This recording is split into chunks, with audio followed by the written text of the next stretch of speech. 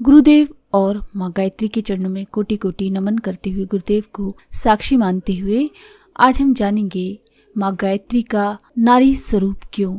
मनुष्य शरीर को यदि हम एनालाइज करें, उसका विश्लेषण करके देखें तो हमको पता चलेगा कि पुरुष और नारी का भेद भाव स्थूल शरीर तक ही है। दोनों के मूल में, अंदर में एक ही चेतना काम करती है। दोनों के मूल में काम करने वाली चेतना शक्ति में कोई तात्विक भेद नहीं है। दोनों में समान विचार शक्ति काम करती है। दोनों को ही सुख दुख, हानि लाभ, जीवन मरण की अनुभूति होती है। जैसी इच्छाएं आकांक्षाएं पुरुष की होती हैं, कम या ज्यादा वैसी ही इच्छाएं और अनुभूतियां स्त्री की भी होती हैं। अंतर केवल भावना और शरीर के कुछ अवयवों भर का होता है।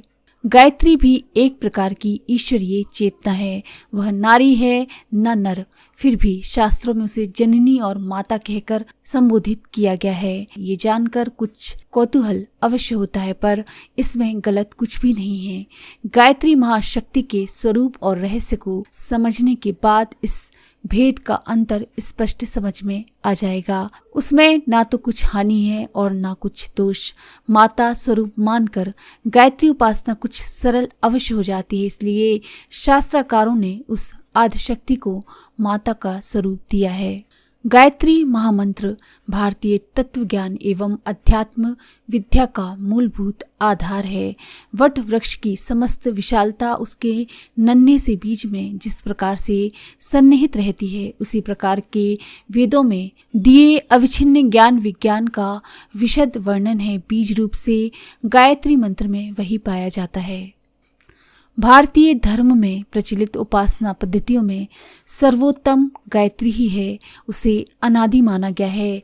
देवता, ऋषि, मनीषी उसका अवलंबन लेकर आत्मिक प्रगति के पथ पर आगे बढ़े हैं और इसी आधार पर उन्होंने समृद्धियां, सिद्धियां और विभूतियां उपलब्ध की हैं। हमारा प्राचीन इतिहास बड़ा गौरवपूर्ण है। इस गौरव गरिमा का श्रेय हमारे पूर्व पुरुषों द्वारा उपार्जित आत्म शक्ति को ही है। कहना न होगा कि इस दिव्य उपार्जन में गायत्री महामंत्र का ही सर्वोत्तम स्थान है। स्थूल प्रकृति की शक्तियों का वैज्ञानिकों ने बहुत कुछ पता लगा लिया है। यद्यपि जो खोज शेष है वह प्राप्त उपलब्धियों की तुलना में कहीं अधिक है, फिर भी निस्संदेह इस दिशा में बहुत प्रयत्न हुआ है। जो सफलता मिली है वह सराहनीय है। प्राचीन काल के तत्वदर्शी हमारे जो वैज्ञानिक, हमारे जो ऋषि मुनि थे, विज्ञानवेत्ता थे, भौतिक विज्ञान की शक्ति से भली भांति परिचित थे। इसलिए वे उसे बाल क्रीड़ा जैसी उपहासपद एवं उपेक्षणीय मानते थे। उनकी दृष्टि से सूक्ष्म जगत और उसमें सन्निहित अद्भुत, अनुपम एवं दिव्य शक्तियों की महत्ता थी। इसलिए उन्होंने अपना सारा ध्यान उसी ओर लगाया था। श्रम भी उसी दिशा में किया गया था। फलस्वरूप पाया भी इतना अधिक था कि धरती पर स्वर्ग अवतरित करना, मनुष्य में देवत्व का दर्शन करना संभव हो सका था।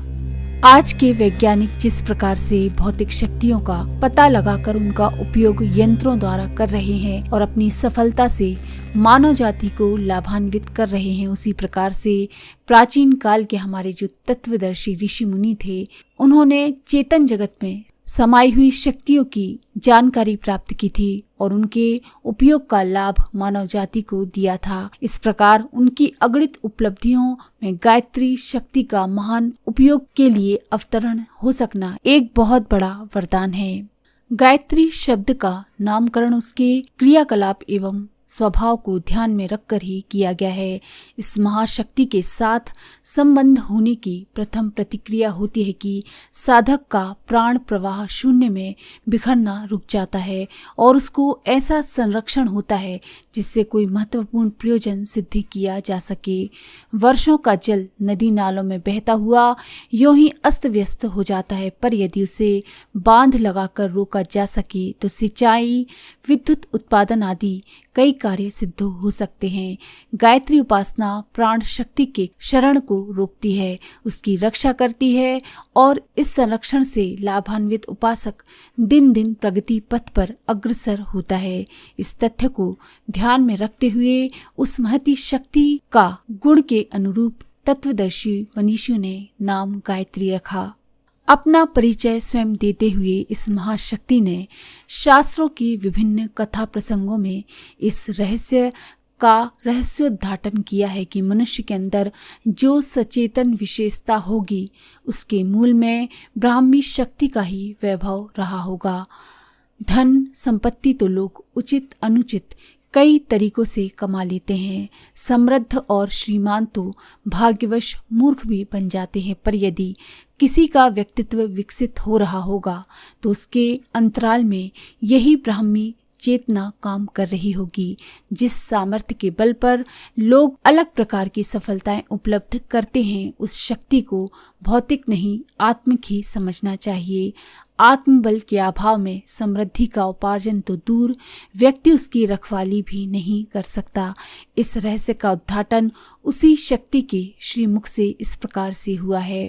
देवी भागवत में कहा गया है, मैं क्या नहीं हूँ इस संसार में, ये मेरे सिवाय और कुछ नहीं है। बुद्धि, धृति, कीर्ति, स्मृति, श्रद्धा, मेधा, दया, लज्जा, क्षुणा, तृष्णा, क्षमा, कीर्ति, शांति, पिपासा, निद्रा, तंद्रा, जरा, अजरा, विद्या, अविद्या, स्पृहा, वांछा, शक्ति, अशक्ति, वसा, मज्जा, त्वचा, दृष्टि, असत और सतवाणी, परा, मध्यमा, पश्यंती, नाड़ी संस्थान आदि सब कुछ मैं ही हूँ। ये विश्व मुझे से ही जीवित है, मेरे द्वारा ही उसे अन्न मिलता है, मेरी शक्ति से ही वह बोलता है और सुनता है। जो मेरी उपेक्षा करता है वह नष्ट हो जाता है। हे श्रद्धावान, सुनो, ये रहस्य मैं तुम्हारे कल्याणार्थ ही कहती हूँ। प्रकृति ने जड़ पदार्थ बनाए, पदार्थों की रचना उसने की, पर उन पदार्थों को व्यवस्थित करने और उपयोगिता में लाने की क्षमता चेतना में ही रहती है। चेतना की अनुपस्थिति अथवा न्यूनता में सुख साधनों के प्रचुर परिमाण में उपस्थित रहने पर भी उनका कोई उपयोग नहीं। सोना जमीन में गड़ा है, पर किसी सजीव प्राणी को उसकी जानकारी ना हो अथवा निकालने की क्रिया करने वाला कोई ना हो तो वह सोना जहाँ का तहाँ पड़ा रहेगा, उससे किसी का कुछ भी लाभ ना होगा। उसी प्रकार शरीर जैसा बहुमूल्य यंत्र जो मस्तिष्क से बहुत कुछ सोचता, हाथ पैरों से बहुत कुछ करता एवं इंद्रियों से बहुत कुछ रसास्वादन करता है, चेतन तत्व निकल जाने पर निष्काम बन जाता है। इसीलिए सांसारिक सुख साधनों की उपयोगिता होने पर भी महत्ता चेतन तत्व की ही है। समस्त सुख साधनों का वास्तविक आधार और मूल स्रोत वही है।